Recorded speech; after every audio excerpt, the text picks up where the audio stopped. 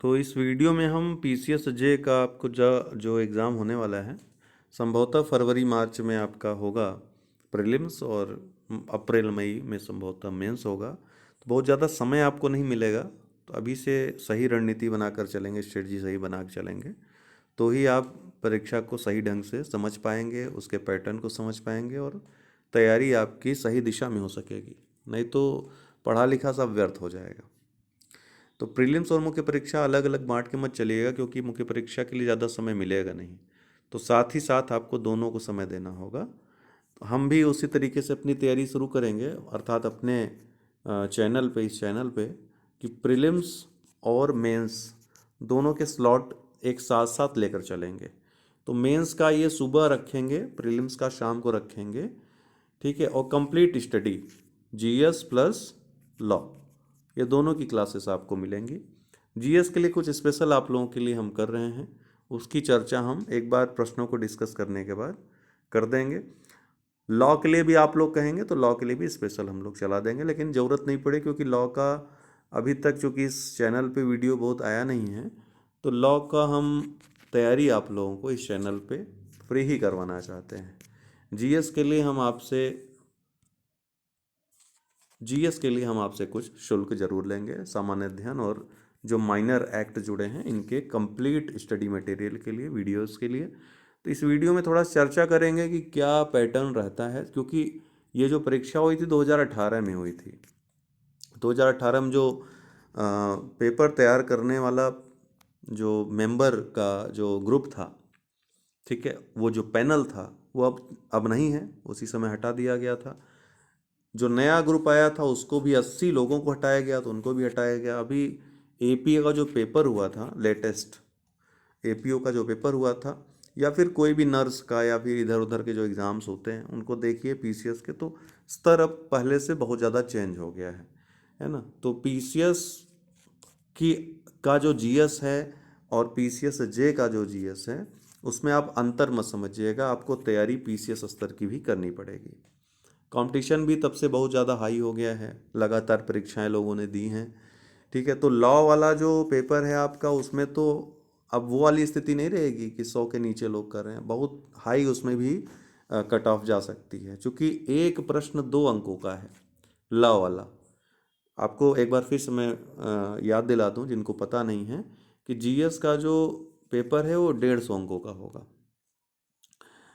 150 प्रश्न भी रहेंगे, अर्थात एक प्रश्न का वेटेज 1 अंक है। वहीं अगर लॉ के प्रश्न पत्र की बात करें तो उसमें भी 150 प्रश्न रहेंगे, लेकिन एक प्रश्न 1 अंक का न होकर 2 अंकों का होगा, अर्थात ये जो पेपर है 300 अंकों का होगा लॉ वाला। तो बहुत ज़्यादा मायने रखता है। इसलिए 219 जो पिछली बार मेरिट गई थी 450 में, किसी भी भुलावे मत रहिएगा कि उसके आसपास भी ये मेरिट रहेगी। कम से कम 260 या 250 मान के चले, मिनिमम 250 तो कम से कम जानी है इस बार। इससे ज़्यादा ही जाएगी, इससे कम नहीं जाएगी, ठीक है। ये मेरा अनुभव बता रहा है आप लोगों को। पीसीएस के एग्ज़ाम्स को हम लोग लगातार फॉलो करते हैं, वो हर वर्ष परीक्षा होती है। तो जो अंतर आ रहे हैं परीक्षा प्रणाली में, लॉ के भी जो जिस तरह से स्टूडेंट्स स्कोर कर रहे हैं इतना ज़्यादा, ठीक है, कंपटीशन जिस तरह से बढ़ा है, जो स्तर बढ़ा है, उस आधार पे मैं कह रहा हूँ आपको कि 250 मिनिमम तो जाएगा ही जाएगा इस बार, जो कट ऑफ जाएगी। और पद भी कम है, तब 612 थे, अभी 303 पद हैं, ठीक है। तो ये भी एक बड़ा रीज़न होगा, नेगेटिव मार्किंग तो इफेक्ट करेगा ही करेगा। तो इस तरीके से आपको हल्के में नहीं लेना है, परीक्षा को बहुत अच्छे से टैकल करना है। तो एक बार प्रश्नों को आइए देख लेते हैं, ज़्यादा नहीं, 4 5 6 प्रश्नों को जीएस वाले पढ़ेंगे, 2 4 प्रश्नों को हम लॉ वालों को पढ़ेंगे, रैंडमली ऐसे ही, है ना। हमने रैंडमली ही प्रश्न क्लिक किए हैं और उनको देखेंगे, पता चल जाएगा क्या स्तर रहेगा आपकी परीक्षा का, एक आइडिया मिल जाएगा। निम्न में से कौन सा कार्य भारतीय रिजर्व बैंक का नहीं है? तो भारतीय रिजर्व बैंक का कार्य कौन सा नहीं है जानने के लिए रिजर्व बैंक के आपको फंक्शंस, जो कार्य हैं उसके, वो पढ़ना पड़ेगा पूरा। सारे पॉइंट्स याद रहेंगे तभी आपको पता चलेगा कि इनमें से कौन कार्य नहीं है। कभी कभी नॉनसेंस ऑप्शन भी देता है, तो आप एक बार जारी करिए, इसमें देखिएगा कि इसमें कोई नॉनसेंस ऑप्शन है कि नहीं है। नॉनसेंस विकल्प अर्थात बिना किसी तर्क वाला विकल्प, जिसको एक सामान्य व्यक्ति जो पढ़ा लिखा नहीं है वो भी समझ जाए कि ये गलत है, ऐसे तर्कों को, ऐसे ऑप्शंस को ढूंढने में काफ़ी आसानी होती है और ऐसा उत्तर आपको बहुत जल्दी मिल भी जाता है कभी कभी। तो बैंक नोट जारी करना, सरकार का बैंकर होना, सामान्य जनता के लिए बचत खाता खोलना, वाणिज्यिक बैंकों के नगद आरक्षित कोषों का संरक्षक होना। बहुत आसान है इस प्रश्न के उत्तर तक पहुंचना। कभी सामान्य जनता, आप कभी रिजर्व बैंक में खाता खोलने जाते हैं क्या? बिल्कुल आप कहेंगे नहीं, हम तो आरबीआई में तो कोई नहीं जाता, आज तक नहीं सुना किसी रिश्तेदार को भी खाता खुलवाते हुए। तो इसका मतलब है इसका सी वाला ऑप्शन ज़्यादा प्रबल है। नहीं पढ़ा है तब भी दे दिया। थोड़ा लॉजिकली आप स्ट्रांग हो जाएंगे अगर आपने सामान्य अध्ययन की अच्छे से तैयारी कर ली, बहुत सारे टेस्ट अगर सॉल्व कर लिए तो, अच्छे टेस्ट, अच्छी क्वालिटी के टेस्ट। ठीक है, ऐसे नहीं कि बिहार वाला या फिर उत्तराखंड वाला, एमपी वाला सॉल्व करके नहीं। पीसीएस, यूपी पीसीएस का एक स्तर है और यूपीएससी के बाद अगर देखा जाए तो यूपीएससी को फॉलो करने वाला एकमात्र आयोग यही है। यूपी पीएससी भी अपना। तो इसलिए अब यूपीएससी वालों से मदद भी लेते हैं ये पेपर सेट करने में, इसलिए भी आपको फॉलो करना है यूपी पीसीएस को, अर्थात यूपी पीसीएस का जो एग्ज़ाम जीएस का होता है उसको फॉलो करना है यहाँ पे। ठीक है, इसी तरह एक प्रश्न, ताजे जल की मछली उत्पादन में भारत का स्थान विश्व में दूसरा है। भारत में 18,000 से भी अधिक किस्म की मछलियाँ पाई जाती हैं। तो अब ये एसरेशन रीजन है। एसरेशन रीजन में जो ऑप्शंस आते हैं वो फिक्स होते हैं, अर्थात ए और आर दोनों सही है, आर सही व्याख्या करता है। दूसरे में दोनों सही है, व्याख्या नहीं करता है आर सही। और ए सही है, आर गलत है, आर गलत है, ए सही, ए गलत है, आर सही है। ये चार ऑप्शन रहेंगे तो आपको अच्छी समझ रहेगी, अच्छी कॉन्सेप्चुअल नॉलेज रहेगी, तो आप यहाँ पे इजीली इस तरह के प्रश्नों को सॉल्व कर लोगे। ठीक है, जैसे जल क्रांति अभियान है तो उसके दोनों जो महत्वपूर्ण बिंदु है पूछ लिया इनमें से कौन सही है, या कौन एक से ज़्यादा सही है या फिर एक ही सही है कोई। ठीक है, अब यहाँ फिर एसरेशन रीजन पिछली बार बहुत ज़्यादा दिया था। ठीक है, आप देख रहे हैं पूरा, मैंने इसीलिए लिया है कि आप लोग इस भुलावे में न रहें कि सामान्य ज्ञान दिया है तो डायरेक्ट फैक्ट पूछेगा लूसेंट वाला, तो वो वाली स्थिति नहीं है फिलहाल। ठीक है,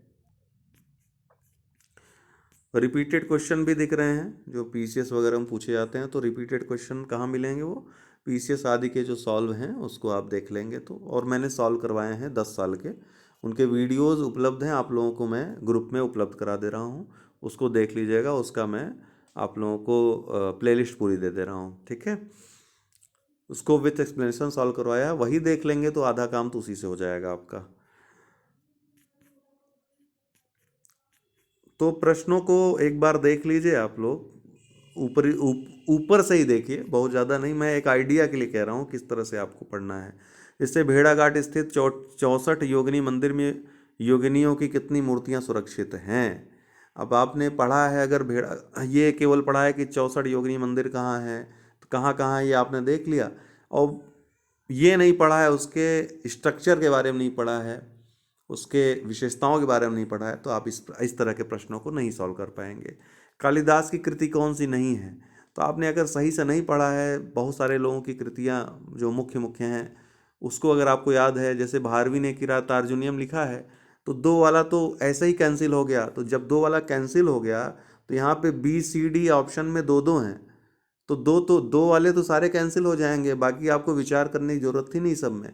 तो ए वाला केवल केवल वन वाला इसमें सही हो जा रहा है। तो इस तरह के प्रश्नों को भी टैकल करेंगे अगर आप सही तरह के प्रश्नों को प्रैक्टिस कर रहे हैं तो। ठीक है,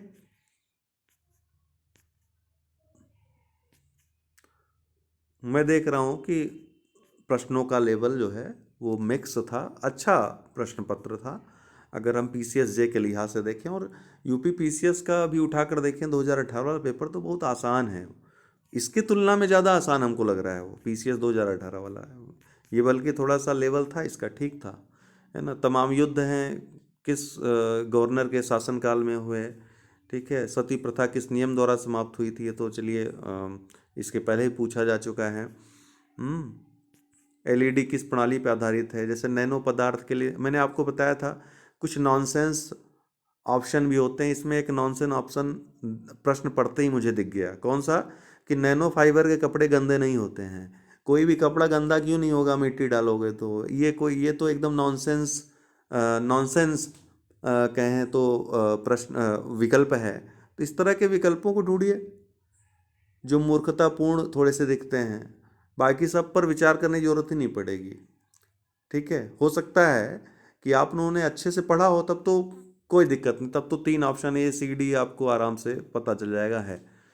लेकिन अगर नहीं भी पढ़ा है तो इस तरह से तर्क लगाकर, लॉजिक लगाकर आप प्रश्नों को सॉल्व कर सकते हैं। लेकिन ज़रूरी वही है कि आप अच्छे तरह से, अच्छे पैटर्न पे बने टेस्ट सॉल्व करें।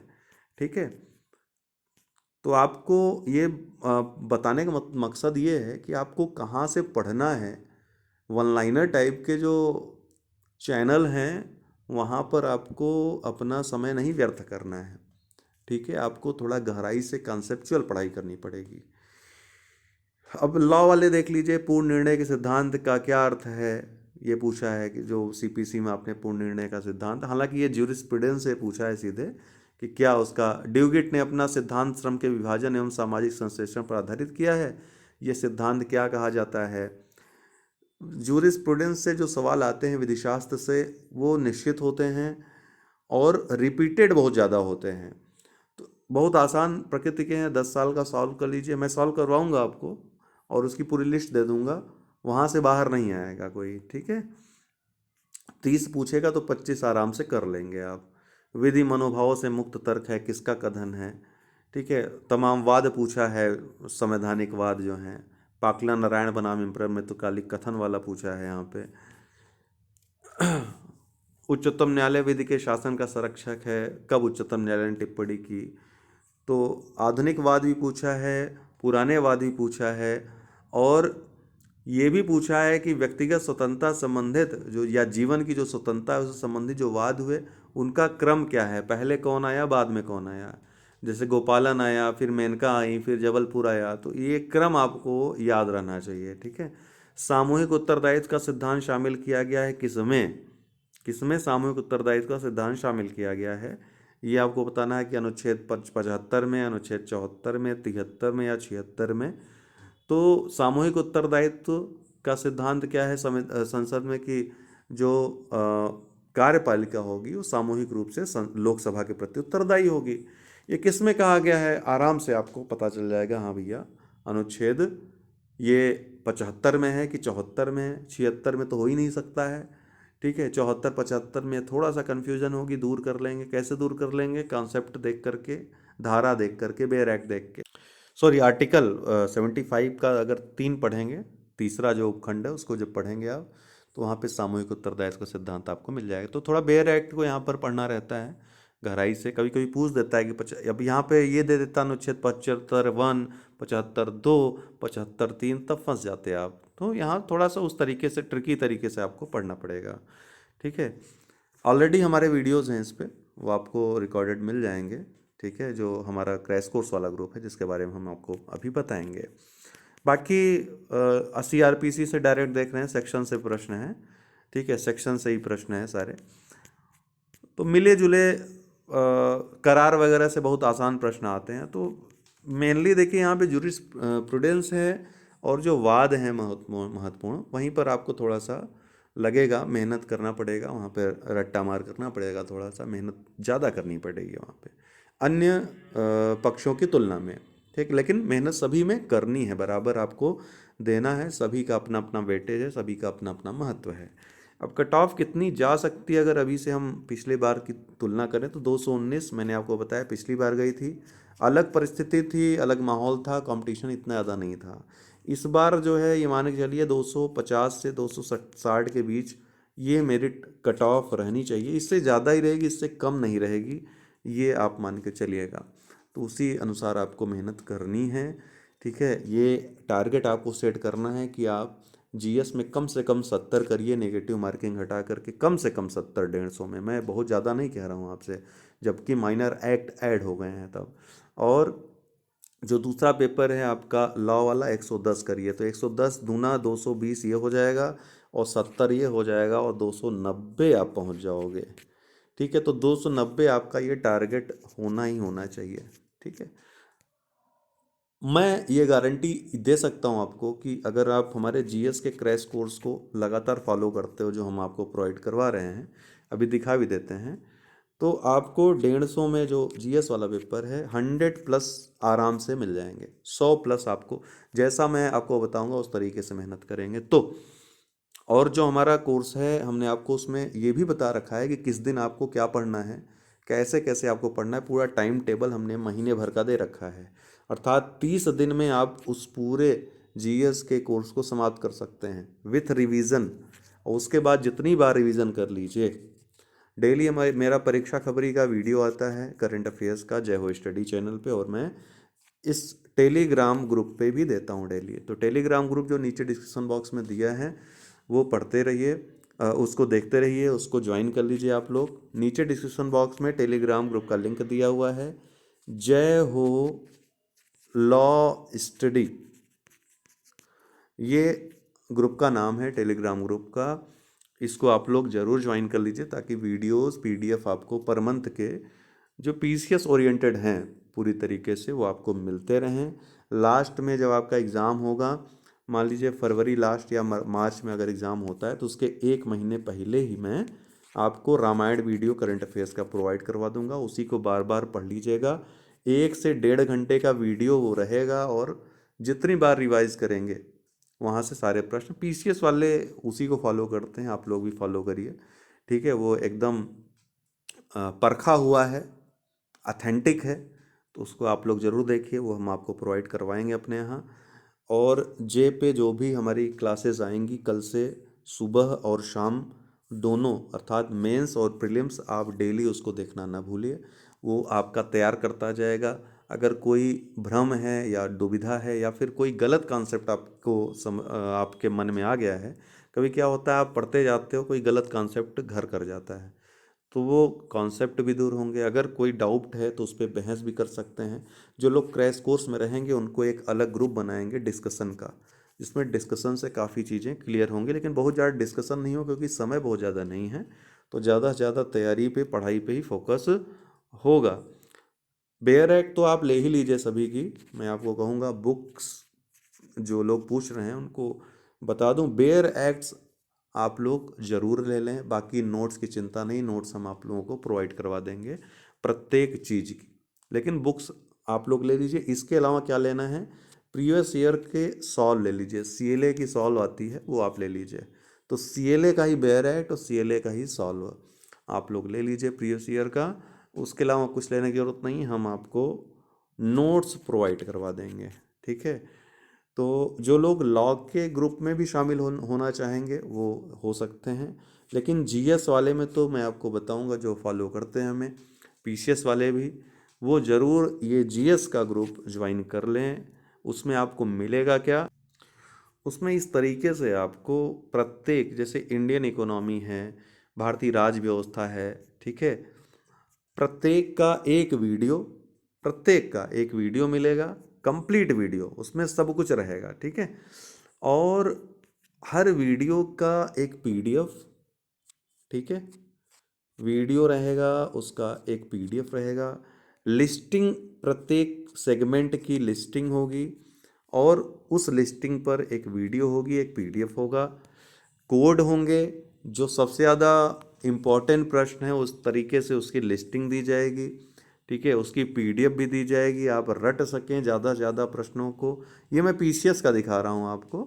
इसी तरीके का लॉ का आपका क्रैश कोर्स होगा, तो लॉ में भी आपको सारी चीज़ें मिलेंगी, मॉक टेस्ट रहेंगे उसमें, उसमें आपको मॉक टेस्ट मिलेंगे, ठीक है। 10 मॉक टेस्ट जो बार बार आप रिवाइज करें, जिसमें सभी महत्वपूर्ण पक्ष शामिल हो जाएंगे। एक एक प्रश्न, हमारा डिजाइन किए हुए जो प्रश्न रहते हैं इस तरह के रहते हैं कि एक प्रश्न में कई फैक्ट्स आपके कवर हो जाते हैं, इसलिए हम 10 से 15 ही टेस्ट देते हैं। 15 या 20 टेस्ट हम पीसीएस में भी प्रोवाइड करवाते हैं। आप लोगों को 10 से 15 टेस्ट तक रखेंगे ताकि ज़्यादा से ज़्यादा आप लोगों का कवर हो जाए और ज़्यादा से ज़्यादा बार आप रिवीजन कर सकें। तो लॉ का भी हम इसी तरीके से, जो लोग लॉ वाला ज्वाइन करना चाहेंगे लॉ का, आप जानकारी ले लीजिए हमारे व्हाट्सएप नंबर पर संपर्क करके। तो इस तरीके से आपको लिंक मैं बता दूं कि ये लिंक हैं सभी वीडियोस के, ठीक है, जितने सेगमेंट हैं सबके एक एक वीडियो कंप्लीट 2-2 2.5-2.5 घंटे में। तो अगर आप ख़त्म करना चाहेंगे तो 10-15 दिन में ही समाप्त हो जाएगा। ठीक है, उन सब की PDF फाइल है। ठीक है, लेकिन रिवीजन करना बड़ी बात है, केवल पढ़ाई से कुछ नहीं होगा। पढ़ना है, रिवीजन करना है, डाउट है तो उसको पूछना है, ये 3 काम करने हैं। बाकी सुबह और शाम का जो रेगुलर वीडियो आएगा रिवीजन के लिए एक प्रकार से, वो आपको देखना है। करंट अफेयर्स का डेली इस जो ये चैनल हमारा जय हो लॉ स्टडी है, टेलीग्राम ग्रुप पे, यहाँ पे सारे वीडियोस PDF आप लोगों को मिलती रहेंगी। जरूरी जानकारी हमारे कोर्स से संबंधित मिलती रहेंगी। आप लोग नीचे डिस्क्रिप्शन बॉक्स में इसका लिंक दिया हुआ है, या डायरेक्ट भी सर्च करके टेलीग्राम पे इस ग्रुप से जुड़ सकते हैं। ये लोगो है, देख सकते हैं। और यहाँ पे हमने व्हाट्सअप नंबर दिया है 9453775039, यहाँ पे लिखा हुआ है। इस पर व्हाट्सअप करके हमारे इस GS के क्रैश कोर्स से जुड़ सकते हैं। लॉ का अभी आपको जुड़ने की आवश्यकता नहीं, क्योंकि लॉ में हमने सोच रखा है कि हम, चूँकि ये चैनल की शुरुआत है, तो आप लोगों को सब कुछ हम फ्री में ही प्रोवाइड करवाएंगे, लॉ से संबंधित जो भी सामग्रियां हैं। लेकिन अगर ऐसा लगेगा कि कुछ संसाधनों की कमी हो रही तो आप लोगों से उस समय हेल्प लेंगे। फिलहाल क्लासेस आप लोग कल से ही करना शुरू कर दीजिए। ग्रुप में ही मैं बता दूंगा कि कितने बजे GS की क्लास आएगी और कितने बजे आएगी लॉ की, सॉरी, कितने बजे मेंस की आएगी सुबह वाला सेगमेंट, और कितने बजे शाम को GS और लॉ अर्थात प्रीलिम्स का जो सेगमेंट आएगा कितने बजे आएगा। मिक्सअप रखेंगे, GS और लॉ सुबह भी मेंस के लिए, और GS और लॉ मिक्सअप रखेंगे शाम को भी प्रीलिम्स के लिए जो रखेंगे। कोई और अन्य सुझाव हो तो कमेंट बॉक्स में दे सकते हैं। ठीक है, बहुत बहुत धन्यवाद।